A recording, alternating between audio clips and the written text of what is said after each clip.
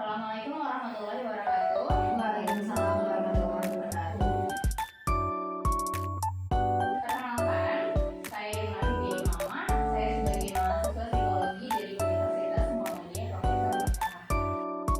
Nama saya Anissa. Sebagai mahasiswa, harapan saya mengikuti coaching hari ini yaitu untuk menghilangkan kebiasaan buruk yang saya lakukan dalam kehidupan sehari-hari. Oke, lanjut. Perkenalkan, saya Dani. Saya adalah mahasiswa. Saya harapannya yaitu saya dapat memperbaiki saya seperti Mas. Oke, lanjut. Perkenalkan, nama saya Anissa. Saya seorang mahasiswa. Harapan saya mengikuti coaching hari ini yaitu saya ingin menghilangkan sifat menunda pekerjaan saya. Oke, lanjut. Perkenalkan, nama saya Diva, saya seorang mahasiswa. Harapan saya mengikuti coaching hari ini semoga saya bisa mengurangi sifat impulsif yang ada di diri saya. Oke.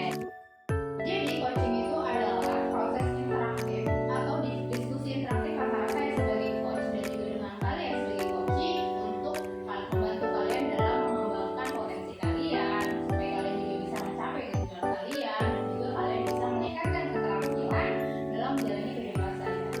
Nah, tujuan dari coaching pada malam hari ini memberikan kalian sedikit pemahaman atau memberikan kalian gambaran terkait dengan konsep self regulation itu sendiri. Lalu yang kedua adalah mengidentifikasi tantangan pribadi bagi kalian masing-masing supaya kalian bisa mengatur diri kalian sendiri.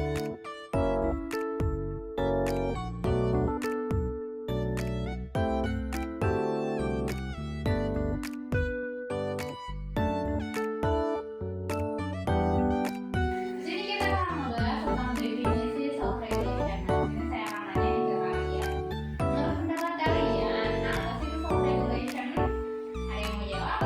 Saya, Oke, silakan Anissa. menurut saya perihal self regulation ini untuk mengetahui potensi diri saya sendiri. Oke, untuk mengetahui potensi diri sendiri ya. Oke, silakan siapa lagi yang mau? Oke, silakan Diva. Menurut saya self regulation itu kita bisa memantau sifat impulsif yang ada di diri kita.